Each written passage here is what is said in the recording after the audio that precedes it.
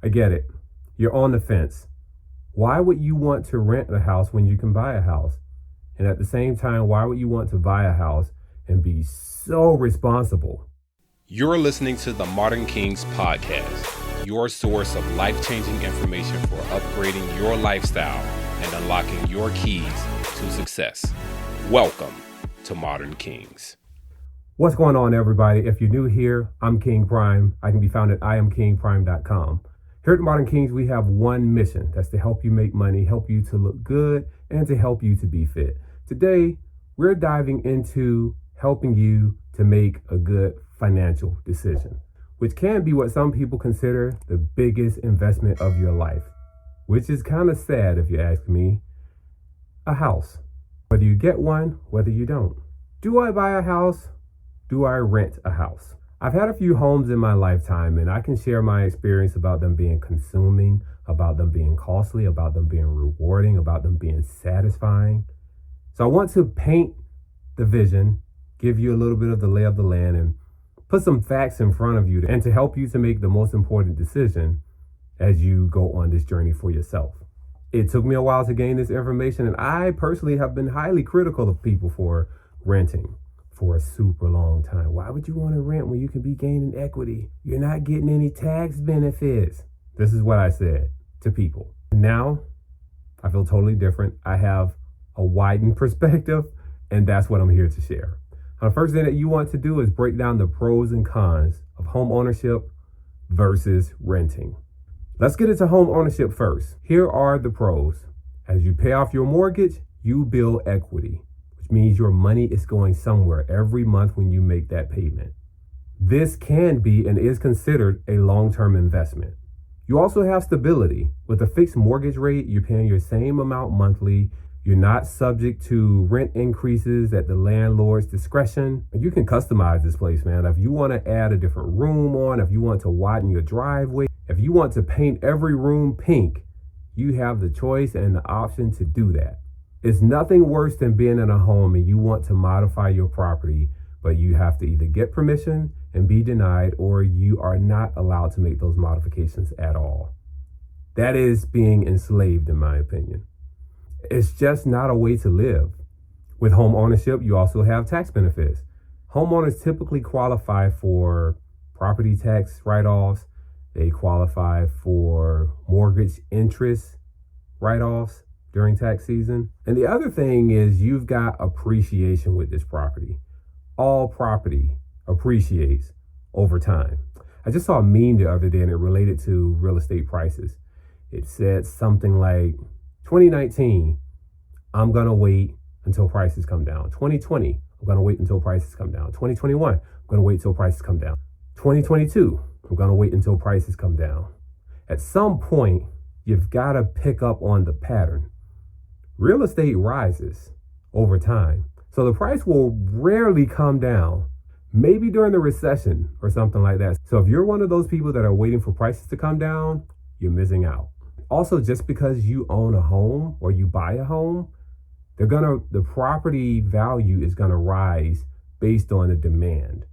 So if you're in a city versus the suburbs versus a rural area, those prices are gonna be different. Now let's get into the cons, the challenges of home ownership. You've got a big down payment, a big upfront cost.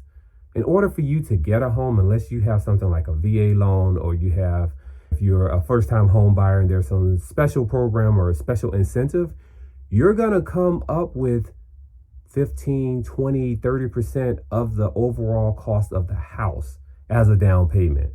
So imagine you're buying a house for $300,000, 20% down. That's $60,000 plus closing costs, plus realtor fees, plus furnishing your house. It is a lot. This causes a significant barrier of entry just to own a house. Now, once you get that house, you're going to have maintenance costs. Your roof may start leaking. I just repaired a roof today, $1,700. Your hot water heater may go out. Anything can go wrong with the home. I bought a home once and it had electrical challenges where the entire electrical system had to be overhauled on stuff that the inspector missed. In short, everything that goes wrong in that house all falls on you and your finances to repair. Owning a home is also not very flexible. Imagine you have a home. I've been in this situation before. I've had a home. I've had to relocate. The house did not sell quickly. Homes do not always sell quickly. So many times when you are seeking to relocate, you could be tied to that home and that location until your house sells. You also have market risk, and this is why it's so important to diversify. You never want all of your money into one particular thing. But if the market goes south and your property declines in value by 50, 100,000, by 50%, then you're stuck with that house. And if you want to sell it at a 50% discount, then you just lost money and you're potentially in the hole by hundreds of thousands of dollars. One more thing to add to this area, you have property taxes and insurance. And guess what? These two things will never go away. So in short, when people talk about paying off their homes and getting the deed, getting the title, you never, ever, actually ever own your home because you're always paying property taxes. And if you miss the property taxes, guess what? Your home can be taken. If you're still here, I would appreciate if you just obliterate that like button. And wherever you're listening to this, I would appreciate if you could give me a review on the video or on the podcast, wherever you're consuming this. Now let's get into renting. But before we get into renting, I want to share with you something from Robert Kiyosaki. You know him, the author of Rich Dad, Poor Dad, that everybody has read, but a lot of people haven't taken action. Robert Kiyosaki said that real estate investing on a very small scale remains a true and tried means of building an individual's cash flow and wealth. And I totally agree with that. But you've got to have the capital to be able to handle those things that I just spoke of a little while ago. Now, here are the pros of renting. You got flexibility. Renting allows ease of relocation whenever you need to. It is a lot more flexible and a lot less headache than owning a home. You also typically have lower upfront costs. You have security deposit, first month's rent, last month's rent, and your monthly payment, and that is all. You've got no responsibility. You've got no maintenance. That is a part that is highly attractive. Something goes wrong, call the landlord. Garbage disposal not working, call the landlord. Light switch not working, call the landlord. Plumbing not working, call the landlord. Isn't it so good to be able to just pass those responsibilities on to someone else? You're kind of freeing yourself of chores, adult chores. And another thing, you have predictable expenses. You know exactly what your rent is. Let me tell you what happened to me about 2 months ago. I let my garage down on my car by accident. $2,700 later. Yes. I mean, fortunately I had the money, but that is just one example of an additional expense that I did not see at all. I had a roof leak, not the one that I mentioned before. This is on this house that I'm recording this video in. That was about $800. Now, it would have been lovely for me to be able to call the landlord and say, hey man, I got a leak in my roof. You should come by and check it out when you get a minute. That would have been great. You also have no property tax costs, 0 property tax because you don't own it. You also have a very, very short commitment. So you can go year to year. At some point, you can go month to month. And when you're done, you're done. You can pick up, you can relocate, you can move to the other side of town. You're just free and clear. And that is a refreshing feeling for a lot of people. Now, here are the cons for renting. You've got no equity, 0. You can be renting for 5, 10, 15 years. I have heard of people renting for their entire lives, and they've had no equity whatsoever. Now, this is okay if you have another plan on building long-term wealth, but most people don't know anything about building long-term wealth, so their house is their biggest asset, although it's a liability. If a house does not make money for you, it is actually a liability. But there's nothing wrong with choosing to want to be in a house out of desire for safety and freedom and personalization and all of those things.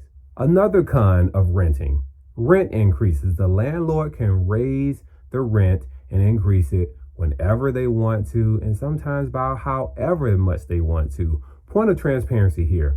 I'm a business owner. I've been renting my business location, my current business location, for 5 years. Building got foreclosed on, new landlord came in, doubled people's rent. Mine went up by 1.5% because I happened to negotiate that. That's what happens when you rent. Another con, you have limited control. If you feel like you want to add on or you want to do something beautiful in your backyard, put some semi-permanent structure up or something on the inside, nope, you cannot do it. You will not do it. You do as I say. That's the landlord policy, right? You also have lack of stability. If the landlord decides that they do not want to renew the lease to you, no matter how great of a tenant that you are, you made every payment on time. It is their decision and at their discretion of what they want to do as far as the choice of renewing you or not. And the last con that I have on renting is that you have no tax benefits. You file your taxes at the end of the year, and typically if you pay, let's say, $20,000 in mortgage tax or a significant amount on property tax, then that could greatly affect your tax bracket. Renters do not receive tax benefits whatsoever. So that mortgage interest that you would have if you own the home, you're getting a big zero. And that mortgage interest that you add to your taxes could significantly shape how your taxes look when they're filed. It could put you in a better advantageous tax bracket, or it could have more money coming back to you or having you to pay less. So home ownership, it offers a long-term investment opportunity. It has the potential to be a very good investment for you. It provides control, it provides stability, and it provides safety. But it does come with a higher upfront cost. Renting, on the other hand, it does offer flexibility and lower short-term costs, but you are building no equity, and it is not a long-term investment. You are getting zero financial returns. So the right choice really depends on your lifestyle, your financial situation, and your future plans. There is no right, there is no wrong.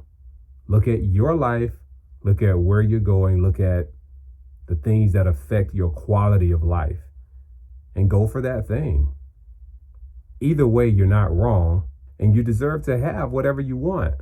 If you found this video helpful, check out the video above on the power of delaying gratification and also credit score mastery. Those two videos are very powerful. And if you apply the information in those videos, they can take you very, very far.